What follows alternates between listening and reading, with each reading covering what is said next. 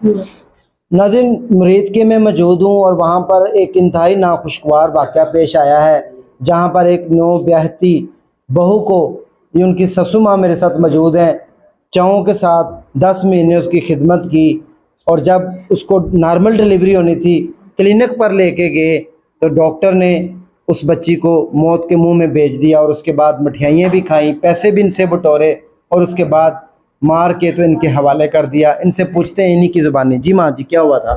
मैं अपनी बच्ची को लेकर गई थी चेकअप के लिए, लेकिन उन्होंने हमें लाश दे दी और बच्चा हमारे हाथ में मिठाइयाँ खाते रहे। और बस मुझे इंसाफ चाहिए इनका, तो मैं बोलती हूँ। आपसे पैसे भी ले लिए थे? पैसे भी लिए इन्होंने, मिठाई के भी लिए उन्होंने, लादा 20,000 भी लिए और मिठाई के भी पैसे लिए इन्होंने। बच्चे अंदर मार के तो आप क्यों कहते हैं कि मिठाई लेकर आए? हाँ जी, माशाल्लाह। उन्होंने मिठाई के पैसे, वो भी बोलते थे कम में। मैंने कहा मेरे पास ये